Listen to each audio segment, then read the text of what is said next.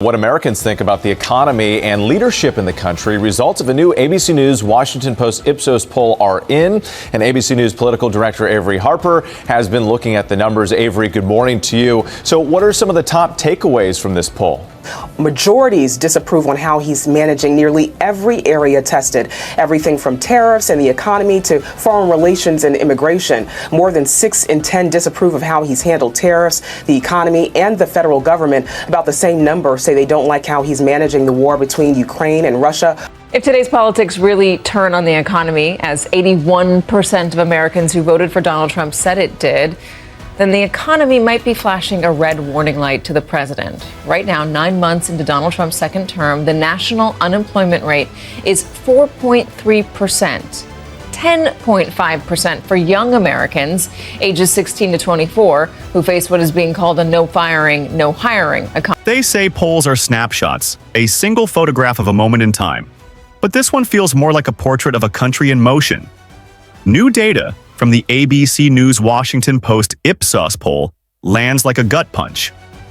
A majority of Americans now say the nation is headed in the wrong direction, and more than half believe the economy has gotten worse since President Trump took office. Presidents get too much credit and too much blame, I always say, for what goes on in the economy under their watch. But this president is changing things in this economy in a way that other presidents have not. Exactly, which is why it's unclear, what exactly. You just talked about all these conflicting signals. Those aren't abstract numbers. They're the grocery list left unpaid, the inflation notices tacked to kitchen cabinets, the canceled plans and late-night worries in millions of homes across this country. Think about the word Americans use when they answer a simple question about direction. Wrong. 2/3 told pollsters the nation is off track. Good morning, Whit. Our new ABC News Washington Post Ipsos poll found that a majority of Americans think that the country is headed in the wrong direction. About 2/3 say the U.S. is pretty seriously off on the wrong track, while just under a third believe things are moving in the right direction. That's not political rhetoric, that's collective unease. And when you dig into the details, it gets sharper. Over 6 in 10 disapprove of how Trump is handling tariffs, inflation, and the federal government overall. More than half disapprove of his handling of immigration, and foreign policy issues like the war in Ukraine and relations with other countries also score poorly. So why does this matter beyond cable news talking points? Because leadership rests on trust, and trust dissolves when people feel their wallets are shrinking and their future looks uncertain. The economy was the top issue for voters going into the last election. It's the barometer people use to judge whether leaders are doing their job. When a slim majority, 52%, says the economy is worse under the current administration, that's not a marginal shift. That's a signal that many Americans feel the policies in place are not delivering on everyday needs: stable prices, secure jobs, predictable costs for healthcare and utilities. The pain is not distributed evenly. Low-income households feel it first and worst. Nearly 6 in 10 households making under $50,000 a year say the economy is worse. For them, higher food prices, gas, and premiums on basic healthcare are not political abstractions. They're stressors that force difficult trade-offs: paying rent or buying groceries, filling a prescription or covering the car payment. That's why political messages that focus on abstract metrics of national success, GDP growth rates, stock market highs, don't resonate when the person you see in the mirror is tighter on cash every month. Tariffs come up again and again in the poll as a sore point. More than 6 in 10 disapprove of the president's handling of tariffs. Why? Because tariffs are, by design, a blunt instrument. They may be sold as protection for domestic industry, but they quickly translate into higher prices on store shelves or disrupted supply chains that hurt manufacturers, suppliers, and consumers alike. When tariffs are used as a bargaining chip, businesses respond first. Investors delay projects, supply managers hedge bets, and CEOs rethink whether to expand production here or abroad. Those corporate decisions ripple down to workers and local communities in the form of postponed hires or shuttered plans. What does this mean for political muscle today? It means the administration is running on thin margins. Approval ratings that are low across the board: foreign policy, tariffs, immigration make it harder to get public buy-in for big initiatives. When the public distrusts leadership on multiple fronts, the political capital required to push through complex legislation or to get people behind long-term plans becomes scarce.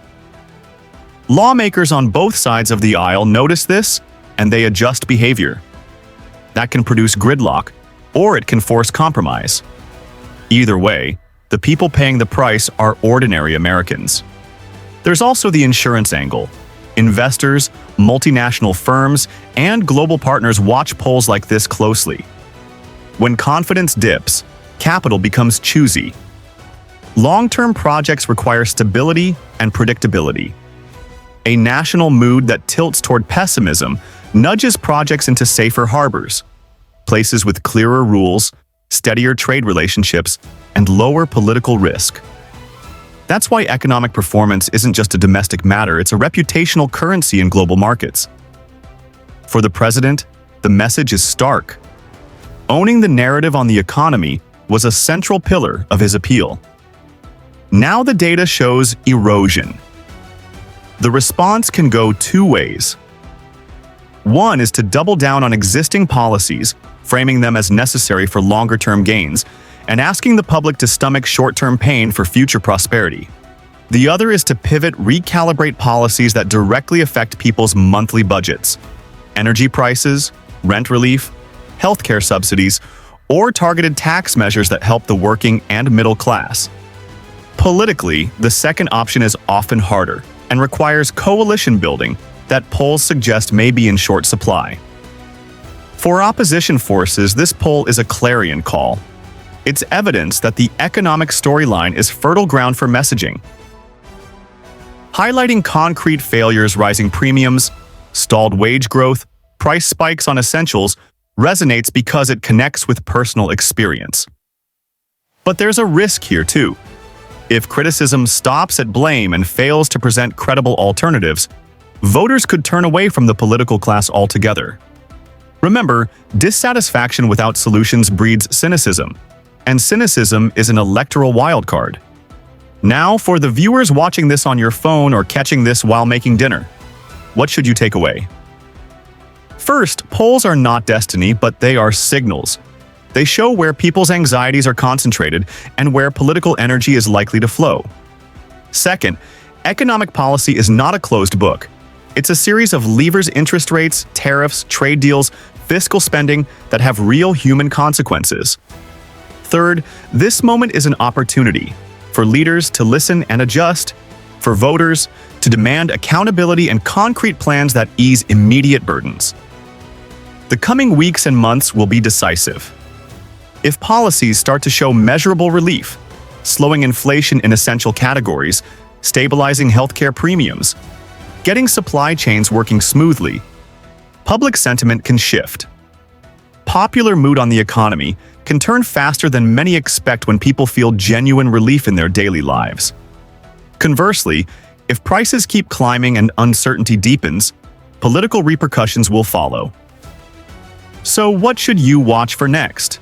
Pay attention to tangible moves, changes in benefit programs, adjustments in tariff policy, emergency steps to address price spikes in essentials, or targeted investments that create jobs in hard-hit communities.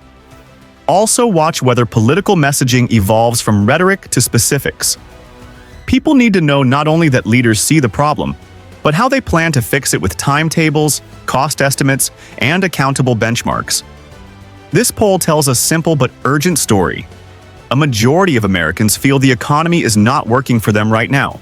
That is a political vulnerability and a human emergency wrapped together. Leaders who treat it as a statistics problem will fail.